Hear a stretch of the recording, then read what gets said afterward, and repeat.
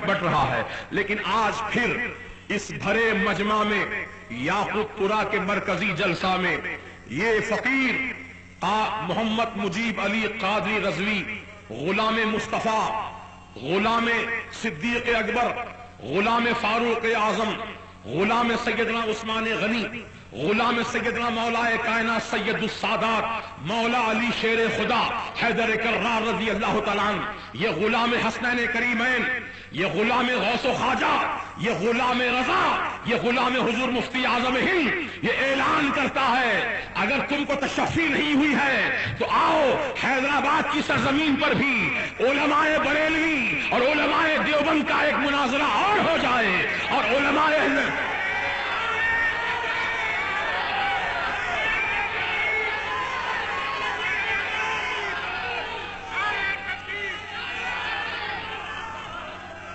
ہم تو چاہتے ہیں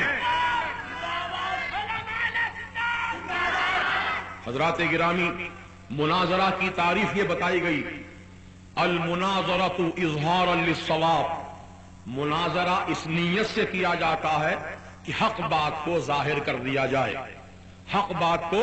ظاہر کر دیا جائے تاکہ عوام کو حق راستہ مل جائے۔ حق کیا ہے؟ آپ لوگ بے چین رہتے ہیں نا، حق معلوم کرنے کے لیے تلاش کرتے ہیں، متمنی رہتے ہیں، تو آپ کو بتانے کے لیے کہ حق کیا ہے، حق کیا ہے، اسی لیے مناظرہ کیا جاتا ہے۔ مناظرہ لڑائی جھگڑے کے لیے نہیں کیا جاتا ہے، مناظرہ خون خرابے کے لیے نہیں کیا جاتا ہے، مناظرہ حقانیت کو ظاہر کرنے کے لیے کیا جاتا ہے۔ اور اگر مناظرہ کرنے کی اگر تمہارے اندر جرأت نہ ہو تو میں مباہلے کی دعوت بھی پیش کرتا ہوں، کرتا آیا ہوں اور آج بھی کر رہا ہوں، انشاءاللہ آئندہ بھی کرتا رہوں گا۔ ابھی نعرے مت لگائیے آپ لوگ، میری بات سن لیجئے مختصر۔ مباہلے کی دعوت، ایک ہوتا مناظرہ اور ایک ہوتا مباہلہ۔ مناظرہ کتابوں کے ذریعے، حوالوں کے ذریعے، ریفرنس کے ذریعے حق بات کو ظاہر کیا جاتا ہے، اور مباہلے میں یہاں جانوں کی قربانی دینی پڑتی ہے، یہاں جان کی قربانی دینی پڑے گی۔ اہل سنت و جماعت پوری دنیا کے سنیوں کی طرف سے یہ غلام رضا اپنے آپ کو پیش کرے گا، آؤ مباہلہ میں کروں گا تم سے،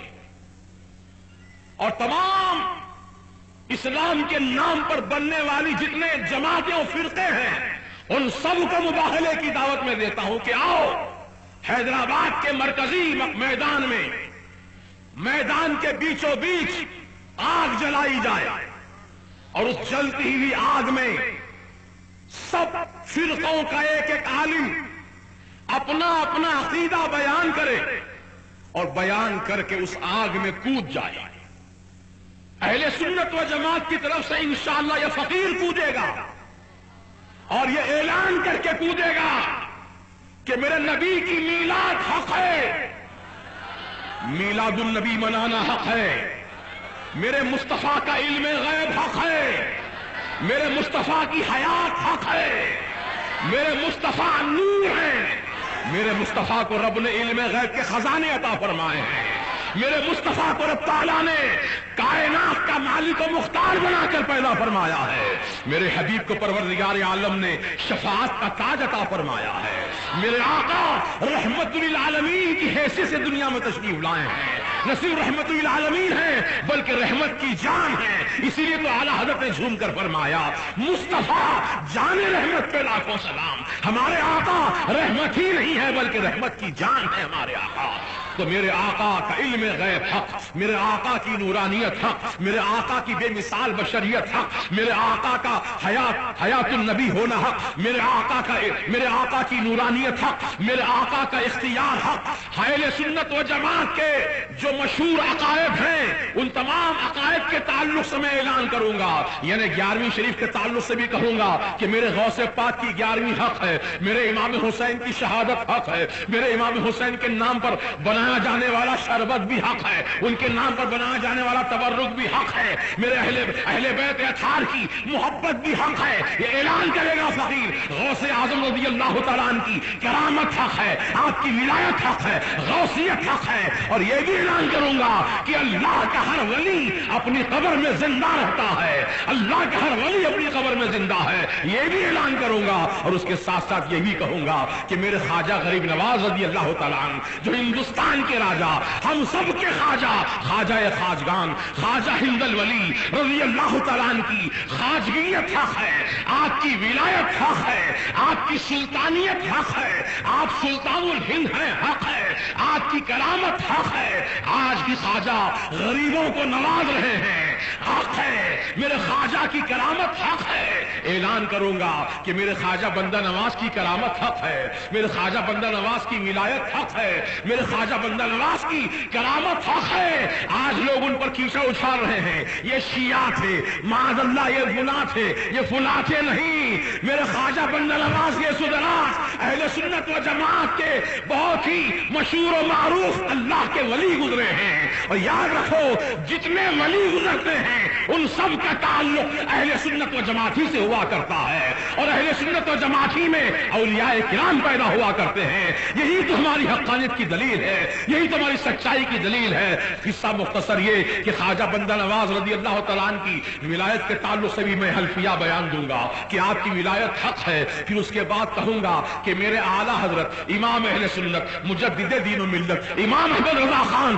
فاضل بریلوی رضی اللہ تعالیٰ عنہ کا مسلک اعلیٰ حضرت بھی حق ہے۔ حضور مفتی اعظم ہند شبیہ غوث اعظم رضی اللہ تعالیٰ عنہ کی کرامت و ولایت بھی حق ہے، اور حضور سیدنا انوار اللہ شاہ فاروقی رحمت اللہ تعالی علیہ کی ولایت حق ہے۔ یہ سب اعلان کروں گا اور آگ میں کود جاؤں گا، اور تم دیوبندی لوگ تم بھی اپنا عقیدہ بیان کرو، جماعت اسلامی والے اپنا عقیدہ بیان کریں، اہل حدیث والے اپنا عقیدہ بیان کریں، سب جماعت والے اپنا اپنا عقیدہ بیان کر کے آگ میں کودتے چلے جائیں۔ جو زندہ سلامت آگ سے باہر نکل کر آئے گا اس کا عقیدہ سچا مانا جائے گا، اس کا عقیدہ حق مانا جائے گا، سارے جھگڑے ختم ہو جائیں گے، ملت اسلامیہ میں اتحاد قائم ہو جائے گا۔ یہی اتحاد کی صورت ہے۔ آج وقفے وقفے سے اخباروں میں بیان بازی ہوتی ہے کہ اتحاد وقت کا تقاضا ہے، کلمے کی بنیاد پر اتحاد ہونا چاہیے، مسلکی جھگڑوں کو بھول جانا چاہیے۔ میں کہتا ہوں پیارے، اختلافات کی جڑ کون ہے؟ اختلافات کس نے شروع کیے؟ اختلافات کی بنیاد کس کی طرف سے ہوئی ہے؟ کیا اہل سنت و جماعت نے اختلاف کیا؟ اہل سنت و جماعت کیا اختلاف کی بانی ہے؟ کیا اہل سنت و جماعت اختلافات پیدا کرنے والے ہیں؟ نہیں نہیں، اہل سنت و جماعت کی طرف سے الحمدللہ آج تک کوئی اختلاف نہیں پیدا کیا گیا۔ اختلافات اہل سنت و جماعت سے کٹ کر کیے گئے ہیں، یعنی جو لوگ آج دیوبندی بنے، جو لوگ اہل حدیث بنے، جو لوگ جماعت اسلامی سے وابستہ ہوئے، ان سبوں کا پہلے تعلق اہل سنت و جماعت سے تھا، ان کے باپ دادا سب سنی مسلمان تھے، لیکن یہ لوگ اہل سنت و جماعت میں سے کٹ کر الگ الگ جماعتیں بناتے چلے گئے، اور یہی جماعت والے بوم پٹارا کرتے ہیں کہ مسلمانوں اتحاد پیدا کر لو، مسلمانوں اتحاد قائم کر لو۔ میں کہتا ہوں اتحاد کس کی طرف سے ہونا چاہیے؟ اتحاد کس کو کرنا چاہیے؟ اختلافات چونکہ تم نے شروع کیا ہے، اتحاد بھی تمہیں کو کرنا چاہیے۔ ہم اختلافات شروع نہیں کیے۔